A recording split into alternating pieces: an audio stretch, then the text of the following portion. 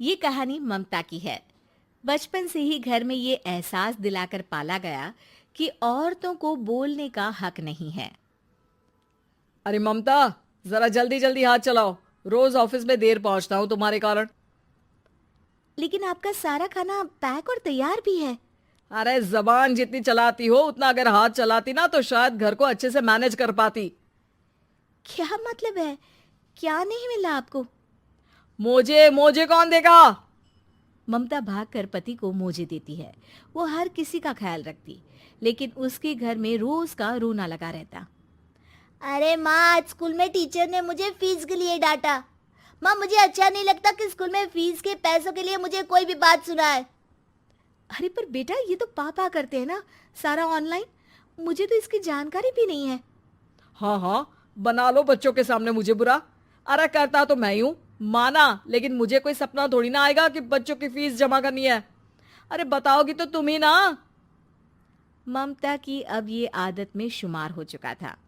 वो हमेशा हर बात के लिए खुद को ही दोषी मानती। एक दिन वो पड़ोस की दोस्त से कहती है, समझ नहीं आता यार, मैं इतनी डम कैसे हो सकती हूँ। बात तो सही भी है ना। अब पति बेचारा नौकरी करे, पैसे कमाए, या फिर ये देखे कि बच्चों की फीस का वक्त है। क्या करूँ यार। पता नहीं, मेरे पति तो सारा काम खुद ही करते हैं। वो तो कहते हैं कि तुम थक जाती होगी, सारा दिन घर बाहर बच्चे तो। अच्छा, ऐसे भी पति होते हैं क्या? अरे क्या बात कर रही है? भाई साहब कभी तुझे किसी बात के लिए सुनाते नहीं? किसने कहा नहीं सुनाते? अरे ये पति चीज ही ऐसी होती है कि बिना पत्नी को सुनाए उन्हें चैन की नींद कहाँ आती है। तो तू भी परेशान रहती होगी कि कैसे, क्या, कब भूल गई। अरे वो तो मुझे बस इस बात के लिए ताना देते हैं कि मैं वक्त पर खाना क्यों नहीं खाती या पार्लर जाकर अपनी साज सज्जा क्यों नहीं करवाती। पड़ोसन बोल ही रही होती है कि ममता के बेटे की आवाज आती है। अरे माँ, क्या हो गया? लग नहीं रहा कि आज आप मुझे पानी भी देगी। अरे कब से खाने के लिए वेट कर रहा हूँ। अरे यार, मैं चलती हूँ। बेटा खाने के लिए वेट कर रहा है, मैंने उसे खाना भी नहीं दिया। अरे 12वीं में पहुंच चुका है तुम्हारा बेटा, उसे बोलो खुद पानी लिया करे। मैंने तो अपने बच्चों को काम करना सिखाया है। अरे यार, खुद की भी तो कोई लाइफ है। माना जब नहीं कर सकते थे तो किया, लेकिन अब इतने बड़े बच्चों की हर बात मानेंगे तो मुश्किल तो अपने को ही होगी। ममता को पड़ोसन की बात में दम तो लगता है, लेकिन करे क्या, आदत भी तो खुद ही ने डाली थी। ममता घर जाती है कि तभी बेटी आ जाती है। माँ, परसों मुझे एक शादी में जाना है। तेरी वो जो लाल वाली साड़ी है ना, उसे दे देना। मैं आज जाकर टेलर को दे दूंगी, वो उस साड़ी से सूट बना देगा। अरे नहीं नहीं तारा, वो मेरी माँ ने मुझे दी थी और उस साड़ी से मेरी काफ़ी भावनाएं जुड़ी हैं। तुमको ना मैं दूसरी साड़ी दे दूंगी। ओके, कोई बात नहीं, लेकिन आज दे ही देना पक्का। तारा माँ की साड़ी से सूट बनवाकर पार्टी में जाती है, लेकिन जब वो पार्टी से लौटती है, क्या है, मैं तो समझ ही नहीं पा रही हूँ। अरे जब वो साड़ी मांगी थी तो ये छल्ली सी साड़ी क्यों दे दी? मैं ही पागल थी जो इस साड़ी का सूट बनवा लिया मैंने। माँ, जानती भी हो कि कॉलेज में मेरी कितनी हंसी उड़ी। तभी वहां ममता का पति सुनील आ जाता है। अरे गवार औरत, जब बेटी साड़ी मांग रही थी तो दे देती ना। अरे पापा, इनके तो इमोशंस जुड़े थे उस साड़ी से। ममता इतने सब के बाद भी कुछ नहीं बोलती। मेरी बेटी की बेइज्जती हो गई। मैं बिल्कुल बर्दाश्त नहीं कर सकता ये। मैं नहीं चाहता कि मेरी बेटी से कोई भी ज्यादा सुंदर लगे पूरे कॉलेज में। जी, वो पढ़ने में तारा बिल्कुल अच्छी नहीं है, उसकी पढ़ाई पर आप ध्यान दीजिए ना। अच्छा, अब तुम मुझे बताओगी कि मुझे किस पर ध्यान देना और किस पर नहीं। रमेश जैसा ही ये वाक्य पूरा करता है, ममता की बेटी और पति उस पर जोर जोर से हंसते हैं। अरे ठीक है ना, पता ही नहीं चला कि कैसे वक्त इतना बीत गया। अरे कैसे पता चलेगा माँ, हम लोगों के पीछे जो तू बैताल की तरह चिपकी रहती थी, तुझे कैसे वक्त का पता चलता?